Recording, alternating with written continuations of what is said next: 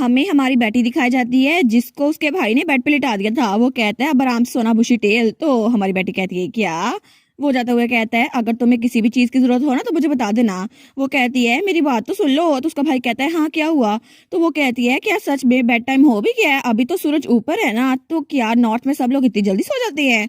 वो कहता है तुम इतनी दूर से कैपिटल से आई हो और तुमने आज इतना काम भी किया और फादर को लेटर भी लिखा और आज तो मैंने तुम्हें तुम्हारा कमरे भी दिखाए, तो मुझे लगता है तुम बहुत ज्यादा थक गई होगी, इसलिए अच्छा होगा अगर तुम जल्दी सो जाओ। वो सोचती है क्या ये मेरे लिए फिक्रमंद हो रहा है? वो कहता है ये बहुत ज्यादा हार्ड होगा ना तुम्हारी शॉर्ट लेग्स के साथ चलना। वो कहती है मैं कैरेज के जरिए आई थी यहाँ पर, लेकिन वो सोचती है ये मेरी शॉर्ट लेग्स का जिक्र क्यों किया जा रहा है, क्या ये मेरा मजाक उड़ा रहा है? तो उसका भाई कहता है अच्छा मुझे लगता है तुम्हें नींद नहीं आ रही। तो तब वो कोई चीज निकाल लगता है। वो कहता है अच्छा तो इस बारे में क्या?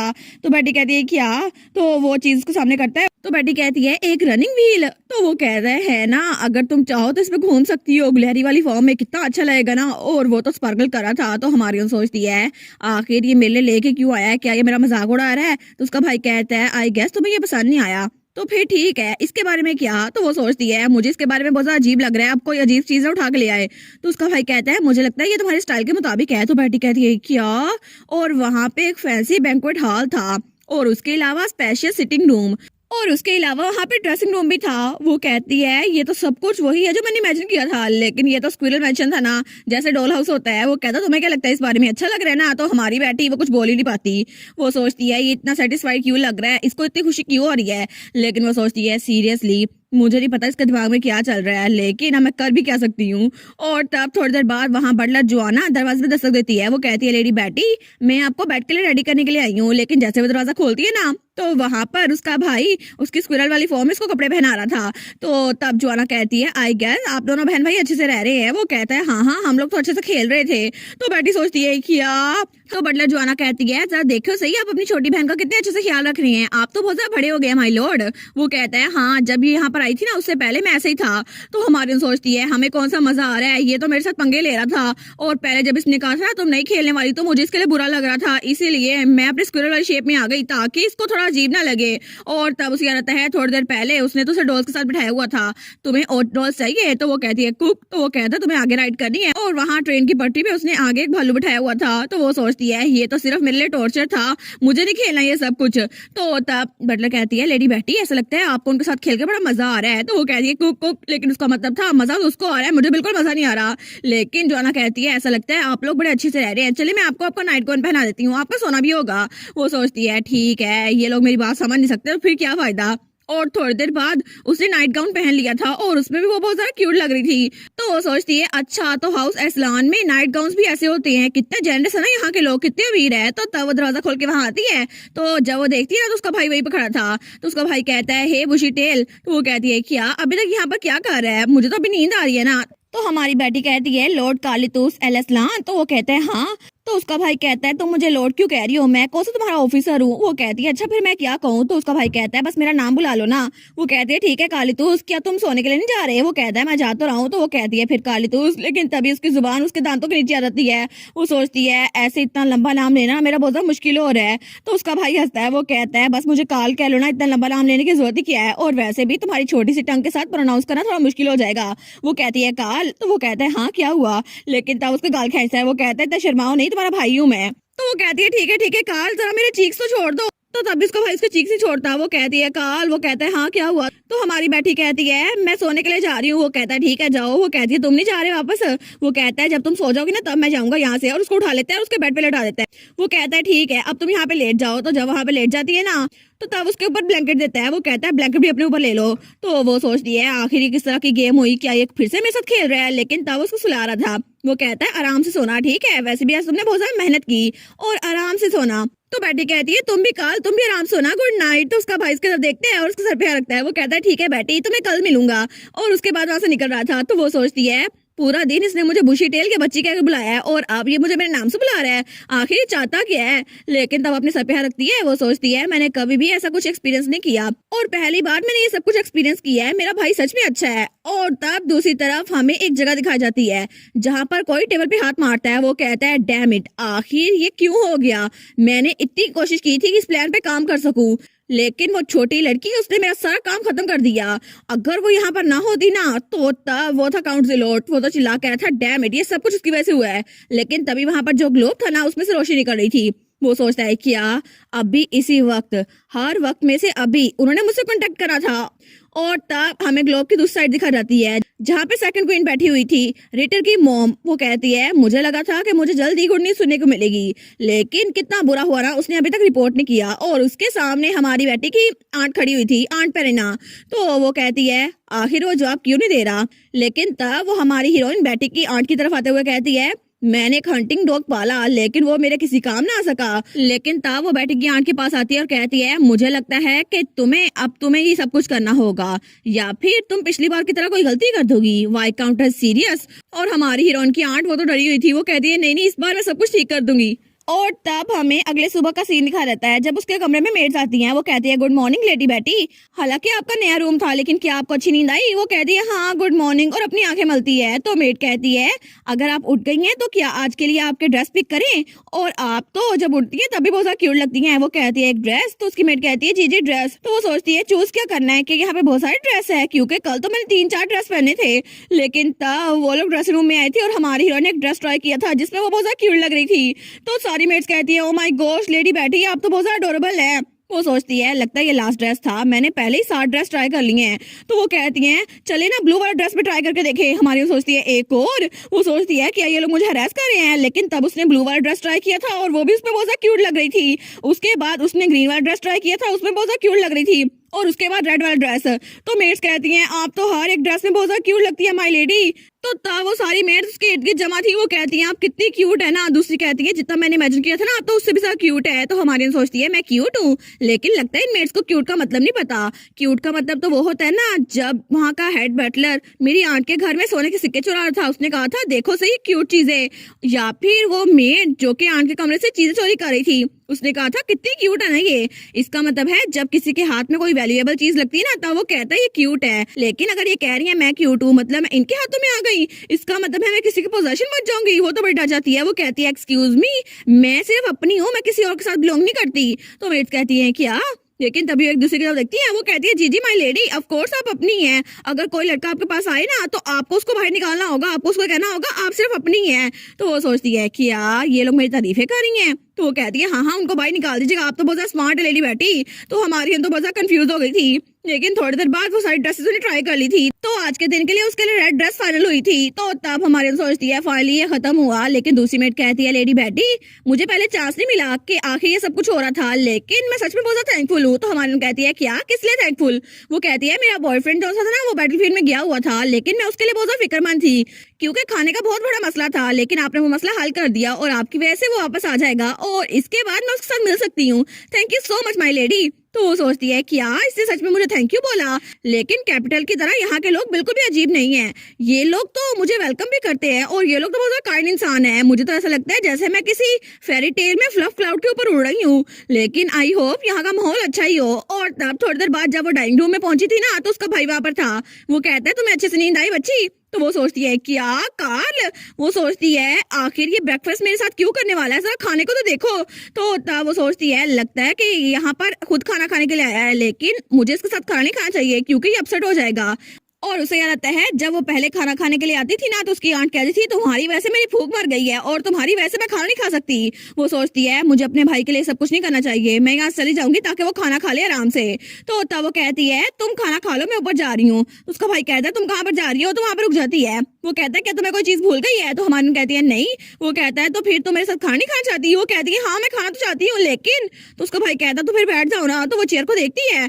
तो वो कहती है क्या सच में मेरे साथ खाना खाना ठीक रहेगा। वो कहता है ऑफ कोर्स तो मेरी बहन हो ना तो इसलिए बैठ जाओ। तो तब वो चेयर खींचती है। वो कहती है ठीक है मैं बैठ रही हूँ। और तब वहां पे बैठ गई थी। वो कहता है क्या ये खाने में अच्छा है। तो हमारी हीरोइन कहती है हाँ बहुत ज्यादा डिलीशियस है। वो सोचती है मैं पहली बार किसी के साथ बैठ के खाना खा रही हूँ और उसके साथ बात भी कर रही हूँ। ये तो बिल्कुल डिफरेंट है जब मैं खाना अकेले खाया करती थी और ऐसा लगता है इस टेबल में वार्मथ महसूस हो रही है मुझे। और थोड़ी देर बाद जब उसने खाना खा लिया था ना तो वो वहां से हाईवे में से गुजर रही थी। वो सोचती है मैं इस बारे में जितना मर्जी सोचूं लेकिन यहाँ के लोग मेरे साथ बहुत ज्यादा फ्रेंडली है, शायद इसीलिए क्योंकि फादर ने अभी तक इनको मेरे बारे में बताया नहीं है और फादर तो अभी तक बैटल फील्ड में है ना, इसलिए यहाँ के लोग को पता नहीं है कि फादर मुझसे नफरत करते हैं और शायद जब वो वापस आएंगे ना तो कभी भी मुझे यहाँ पर नहीं रखेंगे क्योंकि मेरी वजह से उनकी रेपुटेशन वो टार्निश हो जाएगी। लेकिन अगर ऐसा ही है ना तो फादर के आने से पहले पहले ना मुझे यहाँ के लोगों के साथ अपना रवैया चेंज करना होगा ताकि वो मुझे यहाँ से निकाले ना।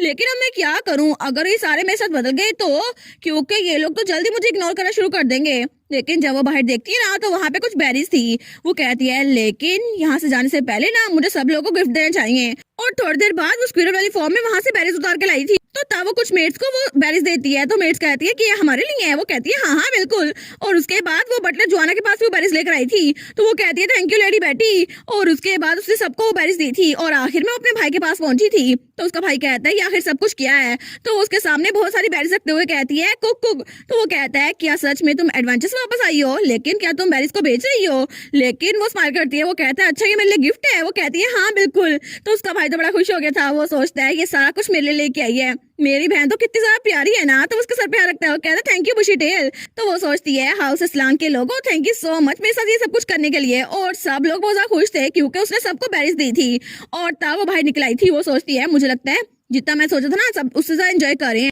तो अच्छा हुआ ना मैंने सबको बेरीज दी हैं। और वो सोचती है मेरी पास्ट लाइफ में मैं सीक्रेटली बेरीज खाया करती थी क्योंकि मुझे खाना नहीं मिलता था ना इसीलिए, लेकिन अच्छा हुआ ना मेरी स्किल काम आ गई। तो तब वो एक पेड़ के पास आती है। वो कहती है मैंने सबको बेरीज दे दी, चलो देखती हूँ इस पेड़ के ऊपर क्या है। लेकिन जैसे ही वो उसको टच करती है ना तो वहां से उसको कुछ महसूस होता है। वो सोचती है क्या ये तो मुझे कुछ अजीब सा महसूस हो रहा है और तभी उसका सिग्नल वो साइन जो उसके हाथ में था ना वो चमकने लगता है।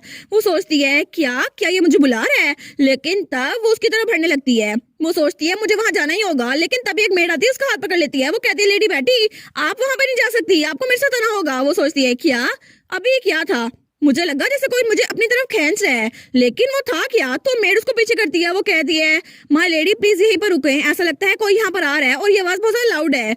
लेकिन तभी वहां पे कोई चिल्ला कहता है लेडी बेटी बच के रहिएगा, मैजिकल बीस्ट आपकी तरफ आ रहा है। वो सोचती है मैजिकल बीस्ट, लेकिन तभी वहां पर एक व्हाइट कलर की स्क्विरल आती है और उसके सर पे कूदने लगती है और तब वो व्हाइट स्क्विरल उसके सर पे बैठ गई थी। वो कहती है क्या व्हाइट स्क्विरल, लेकिन तभी वो गार्ड्स कहते हैं क्या मैजिकल बीस्ट वो लेडी बेटी के ऊपर है, डैम इट हमें कुछ ना कुछ करना होगा। वो कहते हैं लेडी बेटी की बहुत ज्यादा डेंजरस है, प्लीज संभल के रहिएगा। और सब लोग उसको बचाने के लिए आगे आ रहे थे। लेकिन तभी वो व्हाइट स्क्विरल वो कहती है फाइनली तो मुझे मिली गई और तभी वो मैजिक करती है और हमारी हीरोइन वहां से गायब हो रही थी और कुछ सेकंड्स के बाद ही हमारी बेटी वहां से मुकम्मल गायब हो चुकी थी। तो सारी मेड्स वो कहती है माय लेडी अब कहां पर गई, लेकिन गार्ड्स वो भी बहुत ज्यादा शॉक हो गए थे। वो कहते हैं वो गायब हो गई। ओह नो, लेडी बेटी को मैजिकल बीस्ट ने किडनैप कर लिया, आखिर अब हम इस बारे में क्या करें।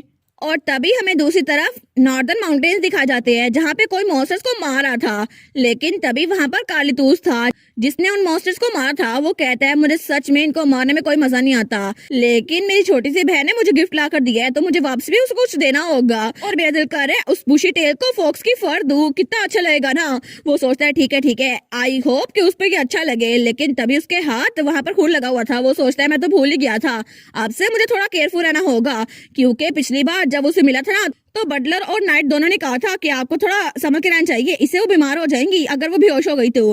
वो कहता है इससे, लेकिन तब उन्होंने कहा था आपको थोड़ा कॉशियस रहना होगा माय लॉर्ड, आपकी बहन से डर सकती है।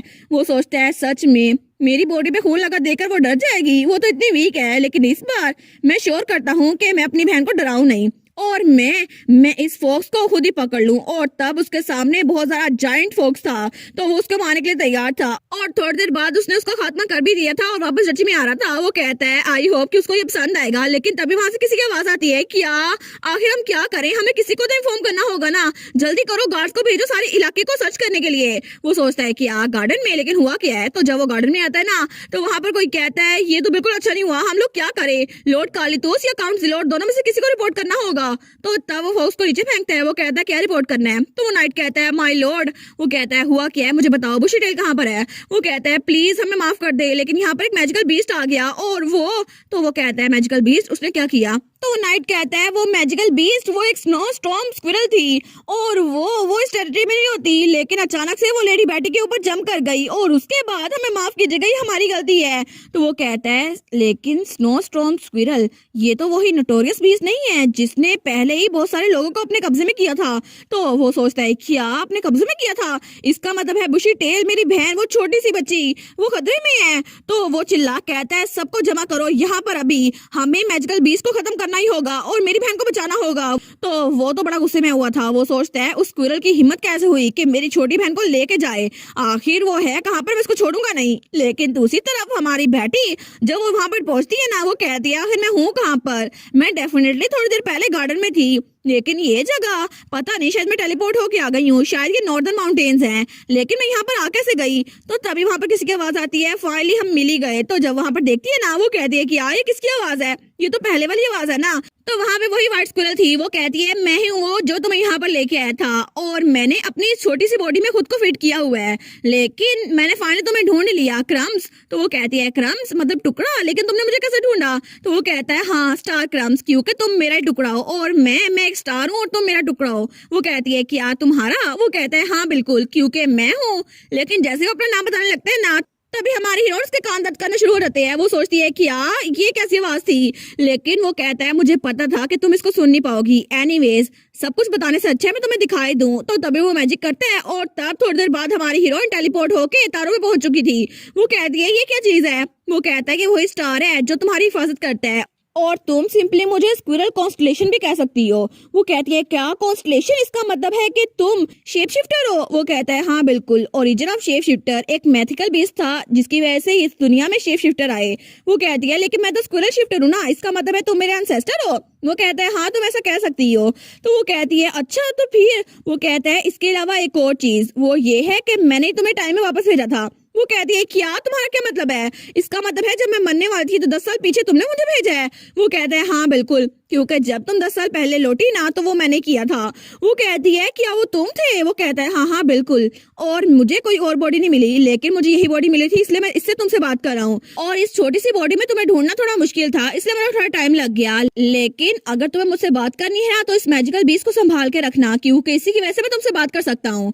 और अब मैं तुम्हें सबसे ज्यादा इंपॉर्टेंट चीज बताने वाला हूँ, और वो चीज ये है कि मैंने तुम्हें टाइम में वापस भेजा क्यों था, इसलिए ताकि तुम वो कर सको जो मैं नहीं कर सका, और ये थोड़ा जल्दी हो जाए। तो हमारी कहती है क्या क्या जल्दी हो जाए। लेकिन तभी वो उस स्टार वाली जगह से वापस उस बर्फ वाले इलाके में रहती है। वो कहती है मैं वापस आ गई, लेकिन तुम वापस क्यों चले गए, कोई तो मुझे जवाब दो। लेकिन वो स्क्विरल वो कुछ बोलती नहीं है। वो सोचती है मुझे दोबारा वो स्क्विरल कॉन्स्टलेशन फील नहीं हो रही, ऐसा लगता है मुझे छोड़ के चला गया है। लेकिन जाने से पहले रीजन तो बता देते ना, आखिर आधी बात करने का फायदा क्या था। लेकिन तब वो उस स्क्विरल को अपने कंधे पे बिठा लेती है। वो कहती है मैंने इंपॉर्टेंट चीज तो सुनी नहीं, लेकिन पता नहीं मैं यहाँ पर आ क्यों गई। तभी वहां से उसे किसी की आवाज आती है। वो सोचती है ये आवाज ये किसकी है, ये तो फुटस्टेप है ना, क्या कोई वाइल्ड एनिमल यहाँ पर आ रहा है। अब मैं क्या करूं, मैं तो किससे लड़ भी नहीं सकती, तो क्या मुझे किसी पेड़ पे चढ़ जाना चाहिए। वो इधर उधर ढूंढती है, लेकिन तभी पीछे से आवाज आती है तुम। वो सोचती है ये एक इंसान है, लेकिन एक इंसान यहाँ पर क्या कर रहा है, और ये तो क्या कैसल से कोई मुझे ढूंढने के लिए आया है। लेकिन तब जब वो पीछे देखती है ना तो वहां पे एक लड़का था जो उससे थोड़ा सा बड़ा था